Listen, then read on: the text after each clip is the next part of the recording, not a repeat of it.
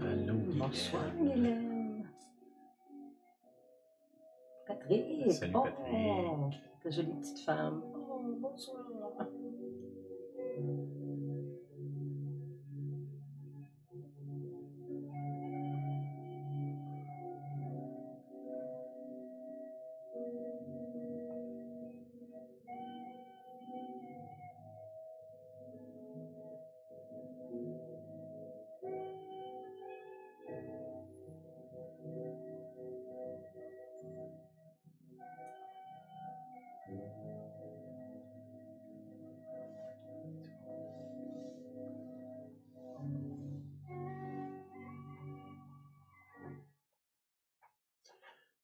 Ben, bonsoir, bonjour. Bonsoir à tout le monde. Oui, on était absents là, dans les derniers jours. On était très occupés. On s'est promené. On est allé aux États-Unis. On est allé au Nouveau-Brunswick. On a reçu un paquet de monde. Beaucoup de monde à la beaucoup de maison. monde à la maison. Ce qu'on on a été occupés beaucoup. C'est bon de revenir. Là, ça fait un petit peu plus le quotidien. Là. Vous avez besoin de ça. Oui. Ouais. Coupe d'annonce, le 17 août, on a la réunion de silence. Oh, Ginette. Bonsoir, Ginette. Claudia, bien bonsoir. As-tu autre chose? Une réunion de silence le 17 août. C'est tout? Ouais. Oui. Fait qu'on vous invite, si vous voulez venir faire un tour. On a eu du bon temps les dernières réunions. Le Seigneur, la présence est là. Très agréable. Puis une bonne communion aussi. Oui. Oh, je vais juste ajouter, on a eu un pique-nique le 27 juillet. On remercie ceux qui étaient présents. Évidemment, les absents, on s'ennuie de vous toujours, mais ce fut un très, très agréable temps ensemble. Je remercie le Seigneur pour ça. Amen. Il fait beau en plus. Fait que, merci Seigneur. On est aussi, on rentre dans le mois de septembre. Là. Septembre, c'est très occupé pour nous. Là. Oui. On a 2 voyages. trois voyages. 3 voyages. Beaucoup de rencontres. Beaucoup de rencontres aussi, là, de la visite, des voyages. Fait que c'est bon. Marjolaine, bonsoir Marjolaine. Richard. On est occupé beaucoup, mais ça va bien. Merci Seigneur. Seigneur ouvre des portes, il y a des choses qui se passent, là, c'est en mouvement. Merci. Amen. OK, je veux parler aujourd'hui le titre, c'est Révélation du Père.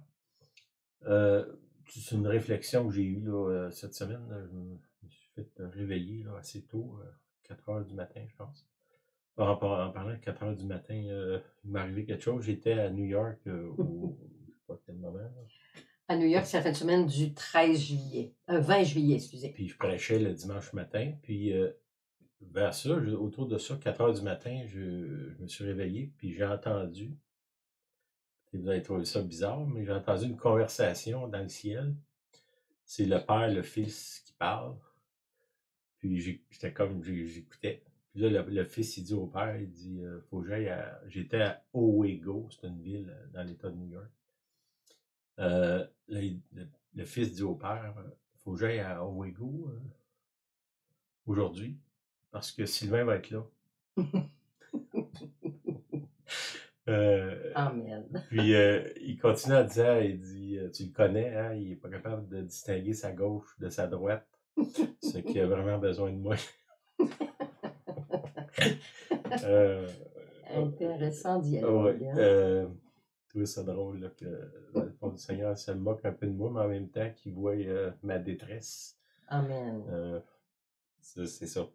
Puis cette semaine aussi, là, j'ai été réveillé, mais là, j'ai pas entendu de conversation. Là. C'est quelque chose qui me venait en parlant du Père. Dans l'Ancien Testament, Dieu n'est pas appelé le Père. Hein. Il y a toutes sortes de noms, El Shaddai, Jéhovah Jireh, Elohim, bon, il y a toutes sortes de noms qui sont, la plupart du temps, une identité. Hein. Celui qui pourvoit, celui qui me sauve, mon bouclier dans la tempête. Bon, c'est des noms qui sont des attributs. Mais il n'y a pas, j'ai pas vu une place dans l'Ancien Testament que Dieu est appelé père ou papa. Là. Puis c'était ça ma réflexion. Là. Puis dans le premier verset que j'avais, c'est dans Exode 3, 14, c'est Dieu qui parle à Moïse.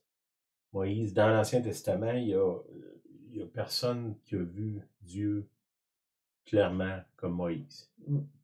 Ça dit que Dieu parlait avec lui face à face. On pourrait dire que celui qui a reçu la plus grande révélation de l'Ancien Testament, c'est Moïse. Il n'y a personne d'autre qui avait une rencontre au quotidien face à face avec Dieu. Puis Dieu se présente à lui, puis il dit « Je suis celui qui suis ». C'est pas très clair comme identité, là. Hein, si je te dis « Je suis celui qui suis », c'est perplexe comme pensée. Et puis là, ça continue, il dit « Il ajouta, c'est ainsi que tu répondras aux enfants d'Israël. Celui qui s'appelle « Je suis » m'a envoyé vers vous. » Et le « Je suis ». Là, bon, il y a toutes sortes d'explications. Là, je comprends là, que je suis au présent, je suis pas au passé, puis bon. Mais en même temps, quelqu'un qui dit « je suis », je sais pas si je me fais arrêter par la police, puis il me demande mon identité, puis je dis « je suis ». Je sais pas où est-ce que je vais me retrouver, là, mais c'est pas clair. C'est pas clair. Puis le Dieu de l'Ancien Testament, il se cache d'une certaine façon. Et oui, il se révèle, mais il est caché. Je me laisserai trouver par toi si tu me cherches de tout ton cœur. Il y a une partie de lui qui est obscure, qui n'est pas claire. Définitivement, ses actions sont claires, là. Ses attributs sont clairs, mais qui il est autrement que par ses attributs, on ne le voit pas. Puis ça, c'est la grande démarcation entre l'Ancien et le Nouveau Testament. C'est Jésus arrive sur la scène, on va dire. Bon, premièrement, la naissance de Jésus, c'est le Père lui-même qui vient, où l'Esprit Saint vient, puis Marie tombe enceinte, puis elle a le gène de Dieu, on va dire, dans elle, là, on peut dire ça comme ça, qui fait que Jésus, il est un homme à cause de sa mère, mais il est Dieu à cause de son Père. Dieu le Père, on va dire. Puis dans l'Ancien Testament, l'autre chose aussi, c'est que quand on lit sur les Juifs ne voulaient pas prononcer le nom de Dieu, hein, YHWH. Comme étant Yahvé, c'est ça, Yahvé. Ça ne se prononce pas. Il n'y a pas de voyelle, Il n'y a pas de voyelle. il ne prononce pas. Là aussi, on voit qu'il y a comme une séparation. Il y a une peur de même prononcer son nom. Puis on voit que Jésus arrive sur la scène, puis Dieu se révèle à Marie tombe enceinte, à l'enfant de Jésus. Puis Jésus, dans le fond, c'est le Fils de Dieu. Hein.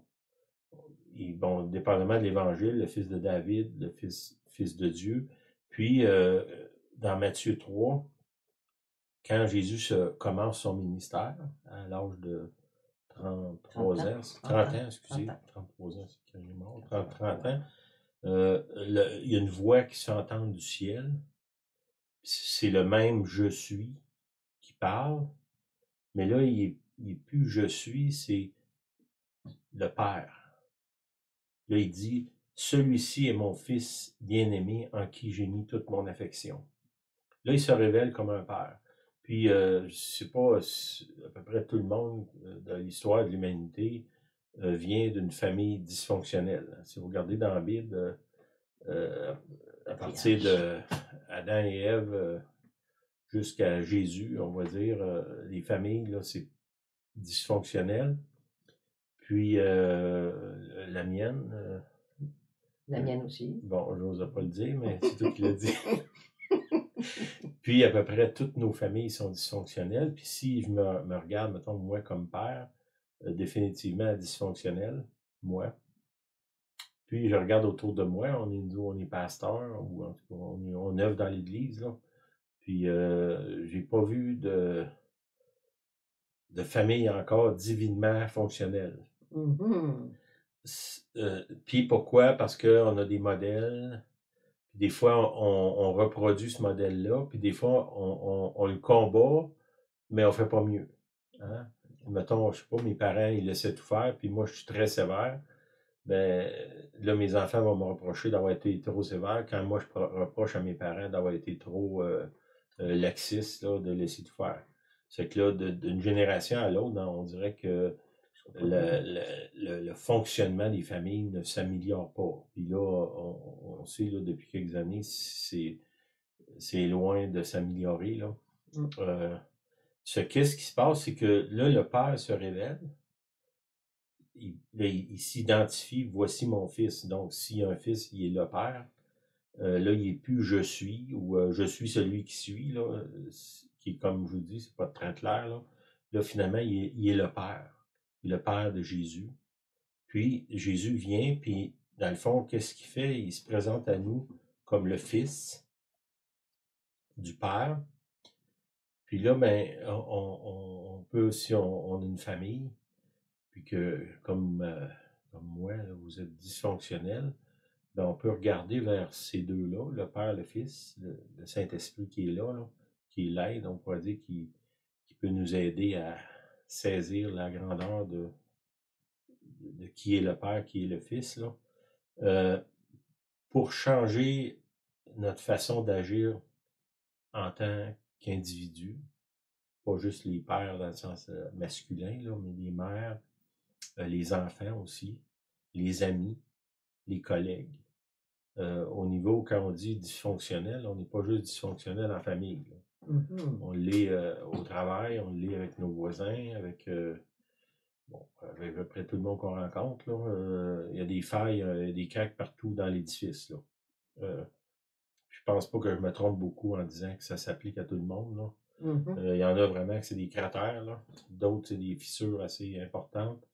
Mais au niveau fonctionnel, social, là, on a besoin définitivement de la révélation du Père pour avoir un modèle vers qui regarder. Hein? On pourrait dire, ben, papa, comment tu ferais ça, toi? Je ne sais pas quoi faire. D'avoir une ressource.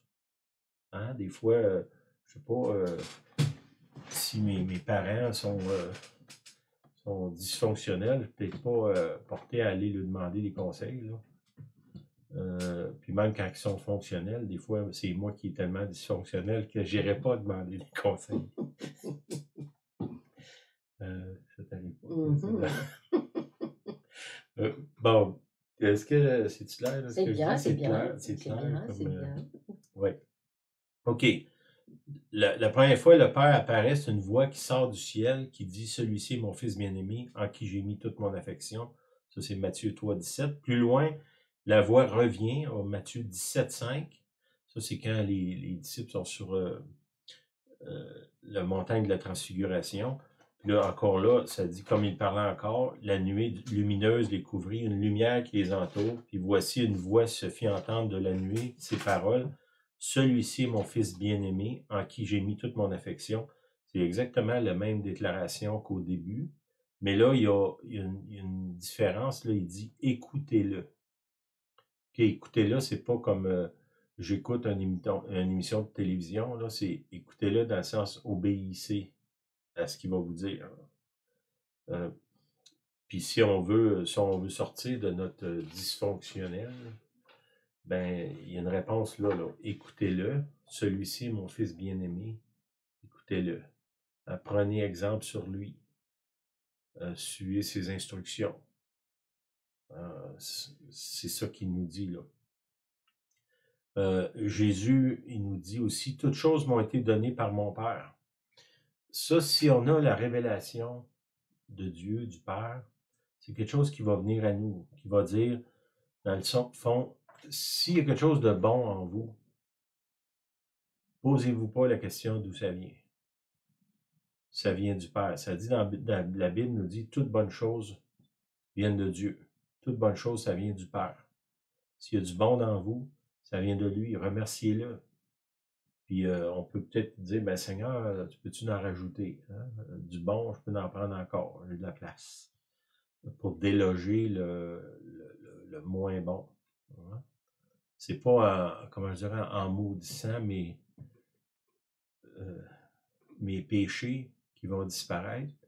C'est en les remplaçant par ce qui vient de Dieu, parce qu'il est bon. Parce que si je fais juste me débarrasser de mes péchés, ben je crée un vide, là. Puis la plupart du temps, c'est un autre péché qui va prendre la place.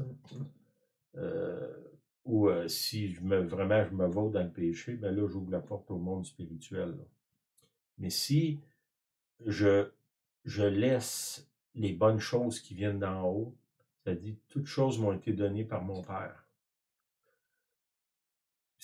Puis plus loin, on va voir que je suis co-héritier avec Christ, je suis adopté, donc j'ai accès à ces mêmes choses-là. Personne ne connaît le Fils si ce n'est le Père.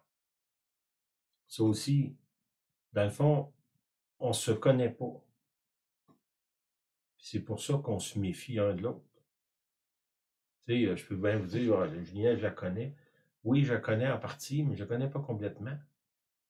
Il y a des choses cachées dans elle que je ne sais pas, que je ne saurai possiblement jamais. Puis la même chose pour moi, là. C'est que j'ai besoin de la révélation du Père pour peut-être être capable d'aimer Julienne comme elle doit être aimée. Hein? Marie, aimez vos femmes comme Christ a aimé l'Église. En tout cas, ce verset-là, moi, je ne le maîtrise pas encore dans ma vie. Là. Aimez vos femmes comme Christ a aimé l'Église. Comment je fais pour aimer ma femme comme Christ a aimé? Ben, j'ai besoin de la révélation du Père. Père, je ne sais pas comment manipuler cet objet fragile que tu as mis dans mes mains. Je ne sais pas quoi faire avec. Puis, mon historique me prouve que je l'ai souvent échappé à terre. On va dire pas littéralement, là, mais endommagé, je vais dire. Endommagé. Puis, Seigneur, comment je fais pour changer? C'est vrai, mettons, avec Julienne, là, mais c'est vrai avec les gens qui m'entourent. J'ai besoin de la révélation du Père pour être capable de changer. Là, Jésus, dans le fond, vient, il part d'une image, on pourrait dire, pas claire de Dieu. Hein? Je suis celui qui suis. Puis là, tout d'un coup, il approche et il dit, non, non, c'est mon Père. Puis après ça, qu'est-ce qu'il fait? Il étend sa main vers moi, puis il me dit, Jésus me dit, ben, est-ce que tu veux devenir membre de la famille? L'esprit d'adoption, c'est ça. Il continue au verset Matthieu 11, 27, il dit, si ce n'est le Père, personne non plus ne connaît le Père si ce n'est le Fils et celui à qui le Fils veut le révéler. Bon. Si vous priez, ça c'est une prière. Jésus, révèle-moi le Père. Hein? Révèle-moi qui est le Père. Révèle-moi. Ça c'est quelque chose d'important qu'on a besoin. Si on veut, dans le fond, ressembler à Jésus, puis à devenir un père, une mère, quelqu'un qui soutient les autres, comme Dieu peut nous soutenir. OK, après ça, je tombe dans Romains 8, 15. Il dit, vous n'avez point reçu un esprit de servitude. Okay? Bon, servitude, c'est quoi? C'est un esclavage. Un serf, au Moyen-Âge, c'est quelqu'un qui appartient à quelqu'un d'autre. Okay? Dieu ne m'a pas donné un esprit de servitude. Je peux dire, oui, je suis un serviteur de Dieu, l'esclave de Christ, ou tout ça, mais Dieu veut, comme, je peux dire, améliorer ma position devant lui. Son désir que, oui, je le serve, que je sois un serviteur, Mais son plus grand désir, c'est que je devienne son enfant. Puis si je suis un enfant selon le royaume, ben oui, je vais servir Dieu. Je ne veux pas un enfant gâté là, qui veut se faire payer tout, puis rien faire, puis réclamer sans cesse, puis agresser le père ou la mère ou les gens qui les entourent parce qu'ils font pas ce qu'ils veulent. C'est pas de ça qu'ils parlent. Que je devienne un enfant mature à la stature parfaite de Jésus-Christ. Hein? C'est ça que ça dit dans Éphésiens. Mais définitivement, il veut que je passe de cette étape-là où est-ce que je suis un esclave. Le mot qui me vient, c'est mendiant. Beaucoup de nos prières, ça ressemble plus à un mendiant qu'à un fils. Ah, Seigneur, peut-être que tu pourrais faire ça, puis là, c'est comme si on mendie, puis après ça, des fois, on essaye d'acheter Dieu. Si tu fais ça, je vais faire ça. Comme si il y avait une monnaie d'échange, là. Puis ça, ben, oui, ça fait partie du cheminement du croyant. Mais là, Dieu nous appelle à devenir des enfants, pas juste des serviteurs, des esclaves. Puis Jésus il parle même d'amis, là, parce que tu peux être un enfant sans être un ami. Hein? Puis bon, des fois, on dit à nos enfants, je suis ton père, je suis pas ton ami, là. Mais il y a une communion, il y a une complicité qui doit s'exercer, là, qui n'existe pas quand on est dans une posture d'esclave ou de serviteur. Celui qui est serviteur, c'est presque un mendiant. Ça dit, Jésus il dit, il ne sait pas ce que son maître va faire. Il est comme livré à lui-même un peu. Il est quand même dans la maison du Père. Hein? Si mettons, j'ai donné ma vie au Seigneur, souvent ma première approche envers Dieu, c'est plus comme un serviteur ou même un esclave, là, on va dire. Mais ça devrait upgrader à un moment donné, s'améliorer puis devenir un enfant. Vous n'avez point reçu un esprit de servitude pour être encore dans la crainte. Bon, je vous ai déjà dit, puis à plusieurs reprises, j'ai entendu là, que l'activité principale des chrétiens, c'est de s'inquiéter. Puis là, lui, il nous dit dans Romains, il dit, vous n'avez point reçu un esprit de servitude. Servitude, c'est quelqu'un qui est sous un maître, un esclave, pour être encore dans la crainte. La crainte, la peur, c'est un maître qui est dominateur, qui est sans merci finalement, qui nous brûle notre énergie, nos moyens, nos ressources. Fait que là, si on reçoit la révélation du Père, on va être libéré de cet esprit de servitude-là, puis on va arrêter d'avoir peur. Tu sais, si je passe mon temps à avoir peur de manquer, peur d'être rejeté, peur de ne pas être reconnu, peur d'échouer, peur de ci, peur de ça, c'est parce que je n'ai pas encore saisi que Dieu, c'est mon Père, il va s'occuper de moi. Pas dans le sens que je ne ferai rien, je vais être assis, puis il va tout m'envoyer ce que j'ai besoin. Là, c'est pas ça. Dieu va m'assister, va me soutenir, va m'accompagner dans tout ce que je vais vivre. Quand je dis tout ce que je vais vivre, ça inclut ce qui s'est passé avec Jésus à la croix. Là. Je pense. Le Père est là, puis même on voit la dernière parole de Jésus, Père, pourquoi m'as-tu abandonné? Bon, ça, c'est l'impression que Jésus avait, on pourrait dire, rendu à ce niveau de souffrance-là. Puis on sait qu'il ne l'a pas abandonné parce que ça dit aujourd'hui, tu vas être assis dans les lieux célestes avec moi. Le Père n'a jamais abandonné Jésus. C'est l'impression qu'on a. Puis souvent, nous, comme chrétiens, on vit cette expérience-là. Quand ça va très mal, ça peut être au niveau de la santé, de nos finances, au niveau relationnel, on a l'impression que le Père nous a abandonnés. C'est pas vrai, ça. OK? Puis là, on pourrait avoir la prière de Jésus dans le jardin de Gethsémani. OK, je vais revenir en arrière. OK, non. Romains. Là, j'ai dit Romains 15, hein? Romains 8, 15, oui. OK, là, je suis à Romains 8, 29. Car ceux qu'il a connus d'avance, il les a aussi prédestinés à être semblables à l'image de son Fils. Dieu nous appelle à ressembler à Jésus. Les premiers qui se sont fait appeler chrétiens, le mot chrétien, ça veut dire, ça fait drôle en québécois, là, mais petit Christ, celui qui ressemble à Christ, la copie ou la photocopie du Christ. Il a été tellement influencé par son maître, qui est Jésus, qui est devenu comme lui. C'est ça. Il nous a prédestinés à être semblables à l'image de son Fils. C'est que si on est l'image de son Fils, donc lui est notre Père. Hein, c'est pas juste je suis, c'est mon Père. Afin que son Fils fût le premier-né d'entre plusieurs frères. Bon, là, à ce moment-là, si j'ai l'esprit d'adoption, le Père, c'est le Père, puis je suis frère de Jésus par adoption. Je suis dans la famille de Dieu.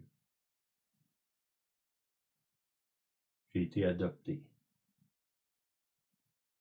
Puis il met pas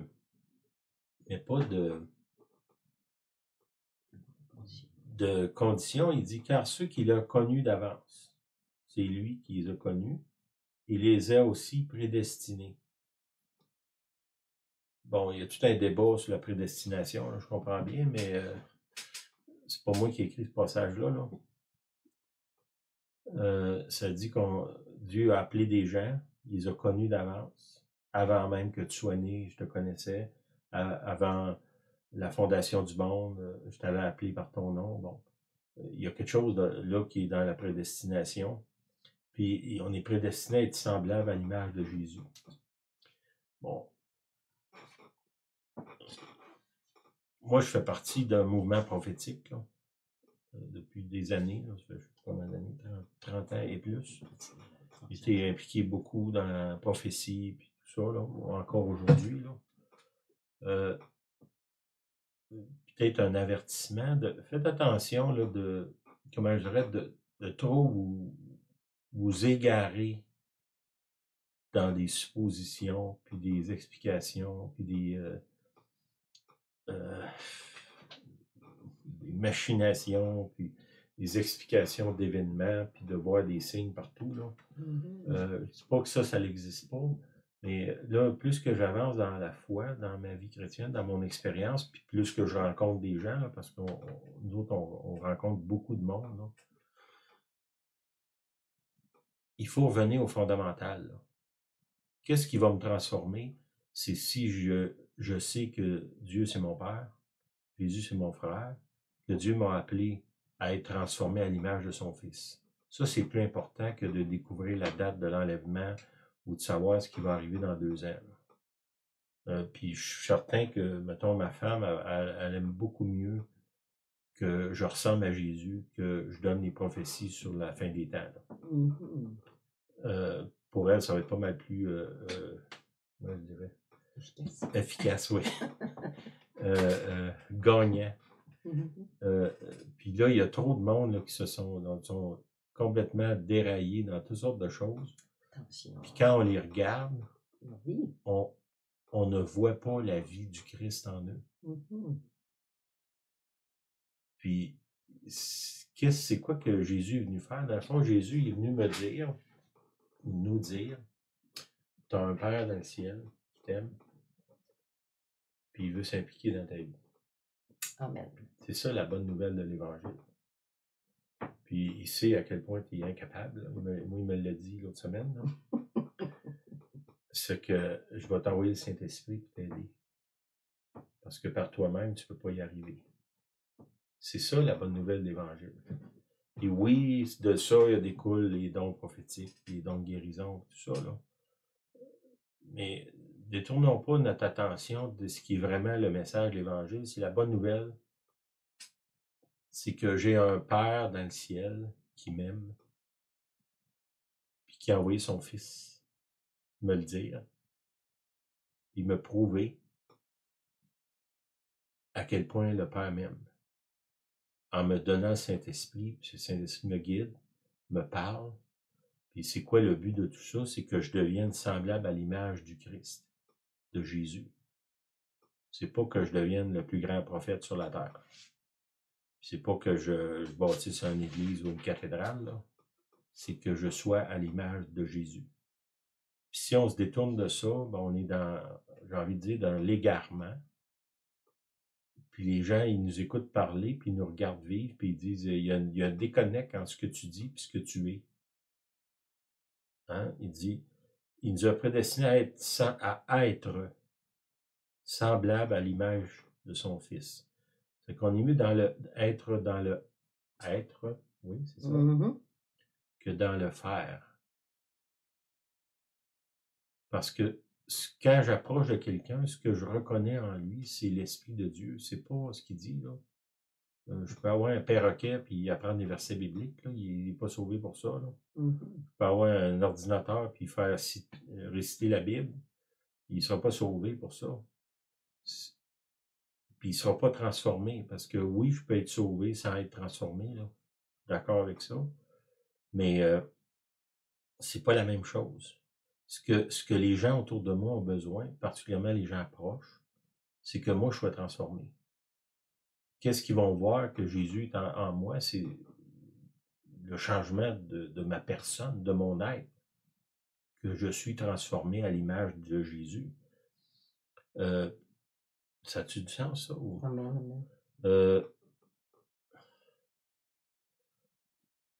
Puis le Galates 4,6, ça dit « Et parce que vous êtes fils, Dieu a envoyé dans nos cœurs l'esprit de son Fils, lequel crie Abba, Père. » Okay, le mot Abba dans la langue des Juifs, là, je ne sais pas si c'est araméen ou hébreu, je ne sais pas. Abba, ça veut dire papa. Hein, quand tu dis papa, c'est pas la même chose que le père ou bon, c'est pas. En tout cas, c'est pas la même chose. Papa, c'est comme intime, c'est comme... Il y a quelque chose dans ça. Là, il dit, je le relis, parce que vous êtes fils, Dieu a envoyé dans nos cœurs l'esprit de son Fils, lequel crie Abba, Père. Jésus vient vivre en moi. Il a envoyé en moi l'esprit de son Fils pour que moi, je puisse, au travers de Jésus, crier Papa. Papa céleste, le Père céleste. Éphésiens 1,5, ça dit, nous ayant prédestinés dans son amour à être ses enfants d'adoption.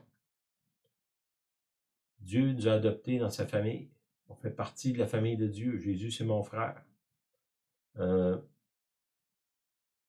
Par Jésus-Christ, selon le bon plaisir de sa volonté. C'est son plaisir, puis c'est sa volonté. C'est pas je vais t'adopter là, si tu es parfaite. Là. Sinon, chez vous. Non, c'est sa volonté et son plaisir.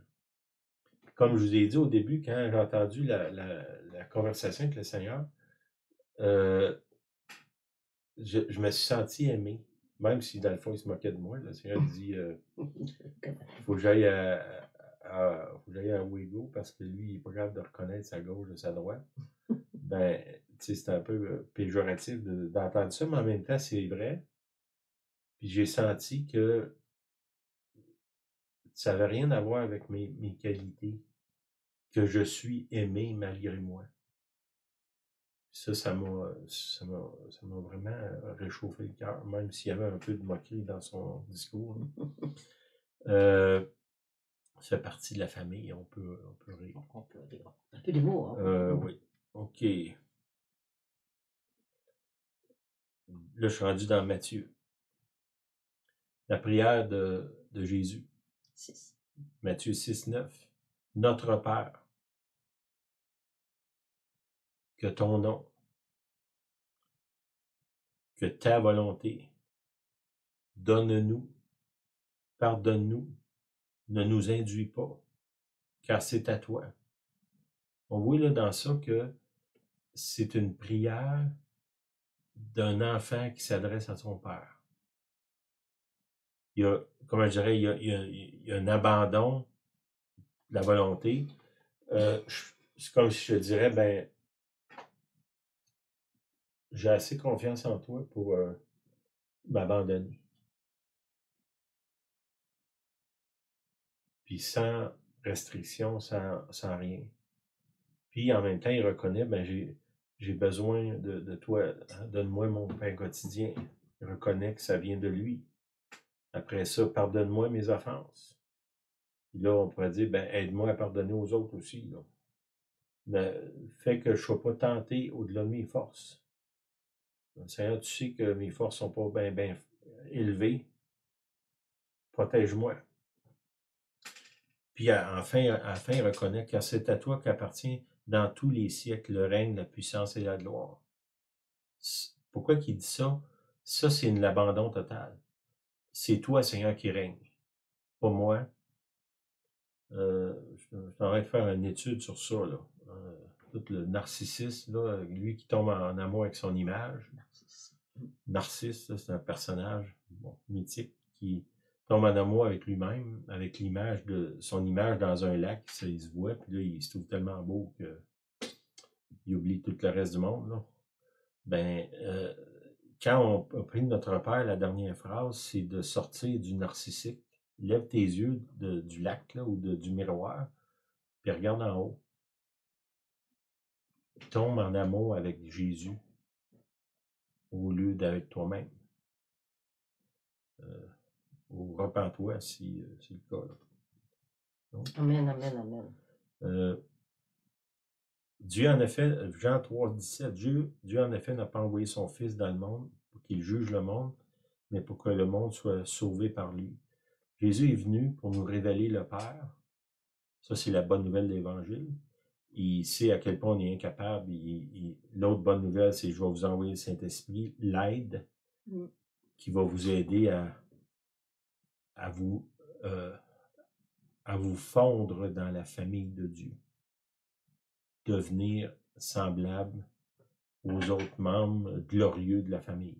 Hein? Nous autres, on est les membres pas glorieux de la famille. Il nous a invités pareil.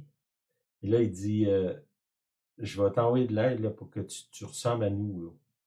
Moi, le Père, le Fils, pour que tu nous ressembles, le Saint-Esprit. C'est ça qu'on veut. On veut que tu nous ressembles. Puis on sait que tu n'es pas capable, on va t'envoyer de l'aide. Puis à partir de là, bon, là, on va être changé. Puis une autre réflexion que j'avais, c'était de travailler sur ça. Il y a trop de chrétiens qui passent leur temps à s'inquiéter, c'est parce qu'ils n'ont pas la certitude qu'ils sont adoptés. Ils sont comme, je dirais, à la DPJ, là. Dans les mains des bureaucrates. Mais c'est comme si on cette espèce de sentiment-là, c'est où je vais aller, où est-ce qu'ils vont me mettre, ça va être qui mes nouveaux parents, ils vont-ils être gentils, vont-ils s'occuper de moi? C'est toute cette espèce de sentiment-là qui est là dans beaucoup, beaucoup de chrétiens, puis qu'ils n'ont pas à trouver leur famille d'accueil, que ce sont des gens qui ont de l'allure, qui vont s'occuper d'eux, qui vont prendre soin, qui vont les amener dans le maximum de leur capacité. Puis souvent, l'Église n'est pas très welcoming là-dessus, là, ou bienveillante sur ça. Là. Puis pourquoi c'est important? Parce que si on passe des temps difficiles, je pensais à la prière de Jésus, puis je vais terminer avec ça, je pense. Dans Matthieu 14, 36, c'est Jésus qui parle, qui dit « Abba, Papa, toutes choses te sont possibles. » OK? C'est que, ça, il le sait. Seigneur, tu peux tout faire. Il n'y a pas de limite à ce que tu peux faire. Ça, c'est... Il y a une assurance dans ça. Je sais que tu peux me guérir. Je sais que tu peux régler mes problèmes financiers. Je sais que tu peux régler mes problèmes émotionnels. Je sais que tu peux tout faire ça. Bon, combien de gens ont vraiment cette certitude-là? Là? Je sais que je sais que je sais. Après ça, c'est Jésus qui dit ça. Puis là, il dit « Éloigne de moi cette coupe. » C'est pas Matthieu, c'est Marc, excusez-moi. OK, c'est Marc, excusez-moi. Marc 14, 36. Oui, j'avais écrit Marc. Excuse-moi. Non, non, tu m'as corrigé. C'est bon. Vienne est très... Pointu. Ben, pas pointu, mais beaucoup mieux organisée que moi. C'est pas un défi d'être mieux organisée que moi, mais elle est beaucoup mieux organisée que moi. OK. Abba, Père, toutes choses te sont possibles. Imaginez-vous l'encre de la vie que tu as quand tu sais, Père, je sais que tu peux tout faire. Mais en même temps, j'ai assez confiance en toi que si tu le fais pas, je vais continuer à me faire confiance en toi. Si tu fais pas ma volonté, c'est notre Père qu'on vient de citer, là, que ta volonté soit faite sur la terre. Moi, j'en ai une volonté, j'ai des plans, j'ai des projets, mais si je suis comme Jésus, parce que c'est ça que je t'appelais à devenir, je sais que Dieu peut tout faire, ce que j'y demande. Si je peux lui demander une Ferrari, il peut m'a donner, je sais qu'il peut le faire. Bon, est-ce que j'ai besoin d'une Ferrari? Selon moi, c'est absolument non, non. Mais je sais qu'il peut le faire.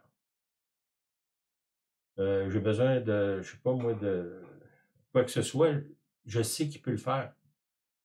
Mais est-ce que ça veut dire qu'il va le faire? C'est pas nécessairement le cas. Là, il continue, Jésus, il demande quand même, il dit, éloigne de moi cette coupe. Hein, il s'en va à la croix, là, c'est pas facile. Ses amis ont dit, on ne te connaît pas. Ses ennemis sont là, puis ils se réjouissent. Il est vraiment abandonné, il est seul au monde. Puis là, qu'est-ce qui se passe? Il demande au Père. Il reste juste le Père, finalement. Là. Mais s'il me reste juste le Père, c'est pas suffisant. C'est suffisant, oui.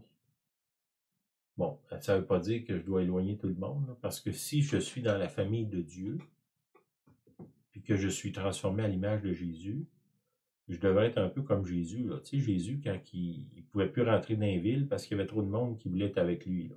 Mm-hmm. Okay, ça fait que Jésus, c'est pas quelqu'un que personne ne veut voir, puis moi je dirais que tout le monde évite. Là. Fait que si je suis vraiment dans la famille de Dieu, puis que le Saint-Esprit, puis que le travail de Dieu se fait dans ma vie, normalement, les gens désirent être autour de moi. C'est pas parce que je les paye ou que je fais de la publicité, puis que j'ai une page Facebook ou je sais pas quoi, là. C'est juste la nature du Christ d'être attirant. C'est que même dans le cas-là, Jésus tombe seul parce que, bon, il y a toutes sortes de choses qui se passent. Puis là, il continue en disant, toutefois, non pas ce que je veux, mais ce que tu veux. Pour arriver à dire ça, il faut vraiment que tu connaisses le Père. Tu dis, même si tu m'amènes dans la pire place, la pire des pires, je vais quand même me soumettre à toi. C'est là souvent qu'on voit les gens, ils prient pour, hein, Seigneur, fait qu'il ne m'arrive rien, puis que je n'ai pas d'épreuve, puis que tout y aille bien, puis que j'ai de l'argent, puis que je manque de rien, puis que j'ai plein d'amis, puis bon. Puis oui, on peut prier ça, là, il dit, mais qu'est-ce qui se passe si ça ne va pas tout le temps comme on veut, là? Peut-être que Dieu a quelque chose à m'enseigner, puis pour m'enseigner ça, il faut qu'il m'envoie dans la fournaise, la fournaise, ou dans le désert, ou je sais pas quoi, là. Il y a tout un enseignement sur les différents déserts autour de la terre promise. C'est des places qu'on doit aller dans notre vie à différents moments. Bon, ça c'est une autre affaire, là, mais toutefois, non pas ce que je veux, mais ce que tu veux. Non pas ce que je veux, mais ce que tu veux. À toutes les fois qu'on a une réunion de prière, on devrait terminer par cette phrase-là. Tu sais, on demande ci, on demande ça, fais ça, fais ça, fais ça. Puis, tu sais, moi, quand le Seigneur m'a dit que je ne savais pas reconnaître ma gauche de ma droite, ben dans mes prières, c'est pareil. Là. Je suis, comment je dirais, je ne peux pas me fier sur mes demandes parce que je suis narcissique. Il est tombé en amour avec moi-même.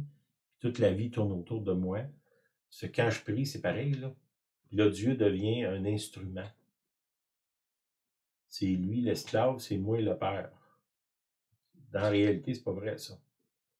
C'est moi qui le dis quoi faire à celui qui sait tout.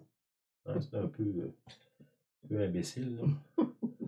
C'est correct de dire imbécile? Imbécile, oui, oui. Stupidité Euh, humaine. OK. La bonne nouvelle, c'est qu'on est invité à faire partie de la famille de Dieu. Bon, si on est déjà dans la famille de Dieu, ben devenons quelqu'un qui, comment je dirais, quand on le regarde, je regarde Julien et me dit, t'es dans la famille de Dieu?